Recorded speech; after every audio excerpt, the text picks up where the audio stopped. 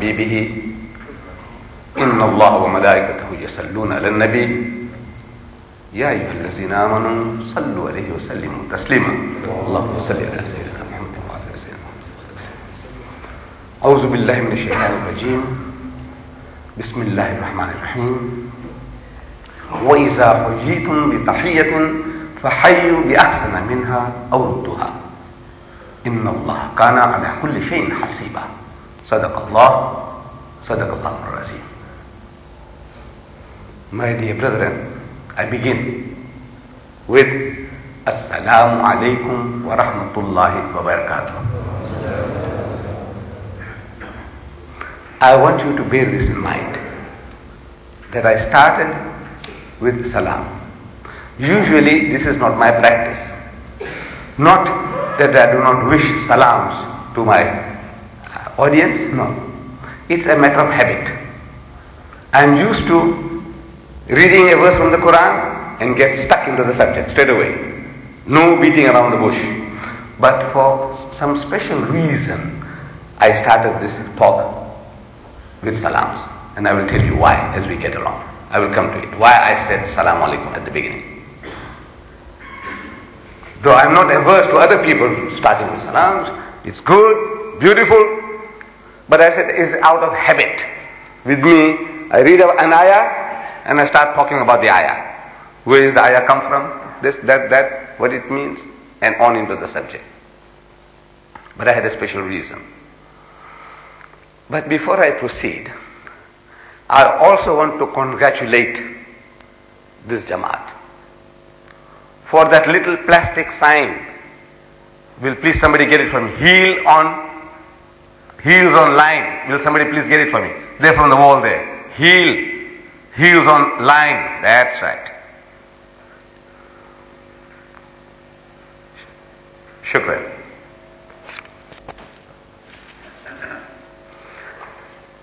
Very simple thing.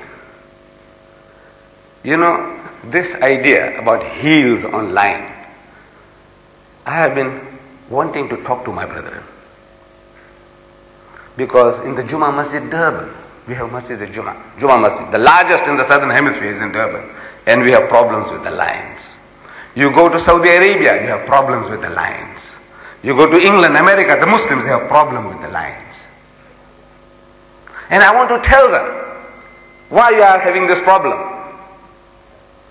But I don't want to appear as, look, this clever guy now comes along from Africa and is telling us why we can't get the line straight. For 1,000 years, 1,400 years, we got Islam with us, and this guy here, this Indian fellow comes along and is telling us now, he said, look, the problem with you is that certain basic things, fundamental things, elementary things you haven't understood. That you're not getting the line straight.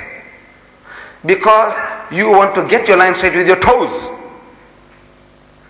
I said, you know, some people wear size 5 shoes. Some people wear size 10, 10 and a half, 11. I wear 9. Can you see the difference now? Immediately, as soon as you get onto the line with your toes, you are out of line. As you put your toe, I'm wearing size 9, you wearing size 5, another guy is wearing size 10 and a half, 11. The line is out. The heel. See, I have been training in the brigades. I was with the Pakistan National Guard. And I know when you say shoulder to shoulder, is the heel that comes. Because the heel can't go out. You see your heels and everybody's heel is coming perpendicular, straight up. Shh. Now, you know, I'm telling all this. You know why? It's being recorded. This tape, inshallah, will go to the West. See, I couldn't start talking to them there. I said, you see, my people, somebody had this good idea. I must congratulate that brother, whoever he is. There is a saying that my conviction grows infinitely the moment another soul will believe in it.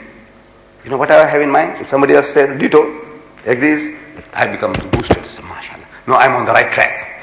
So, my brother, whoever did this, I say you are on the right track.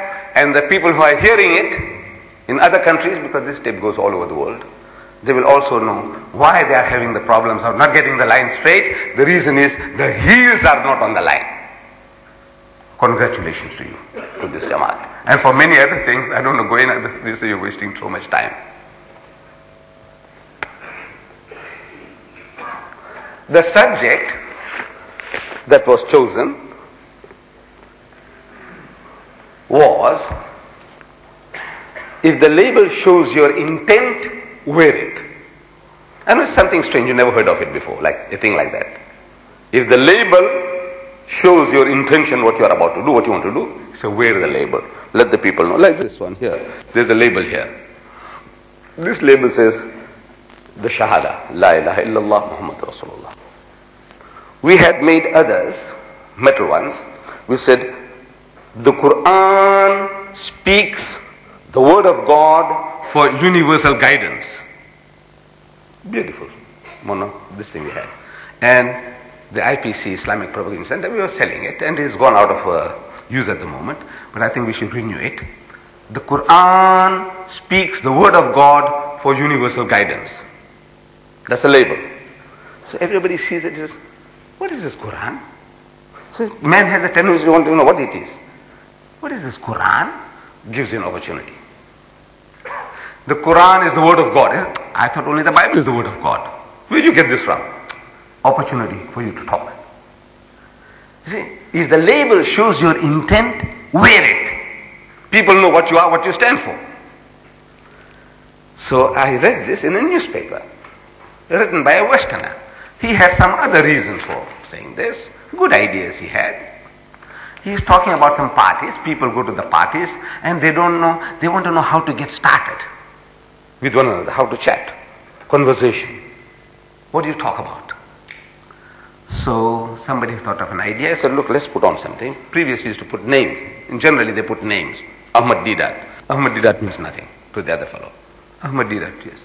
Where do you come from? Where not? You, Mohamed Siddiq. You, Abdul Rahim Brown. So what? What am I going to talk with him?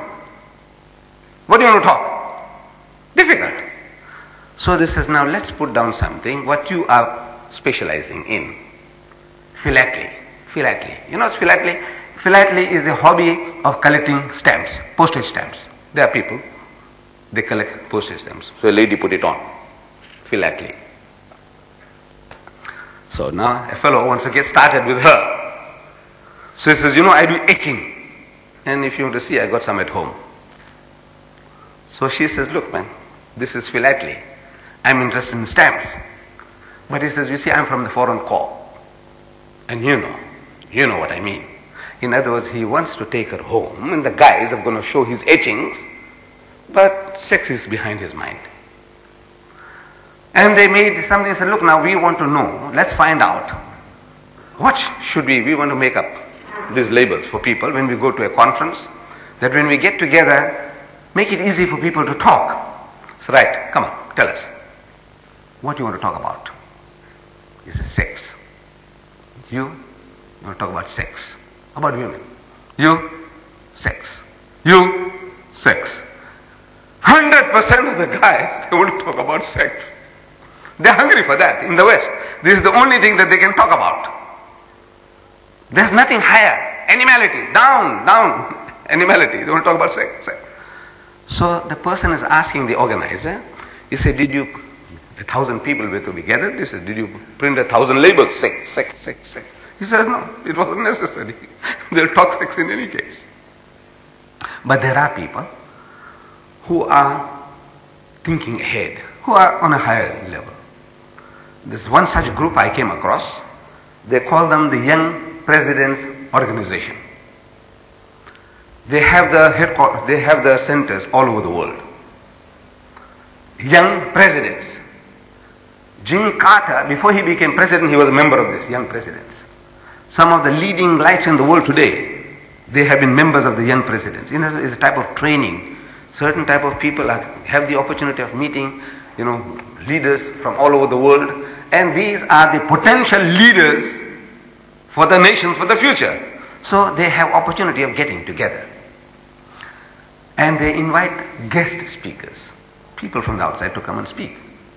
And the last time they had this conference, it was in Dubai, in the UAE, they invited me. They gave me a first class air ticket for me and my son, and they gave me a 5-star hotel accommodation. They did a beautiful job. They called me, and they had called people from the Far East, from the West, from America,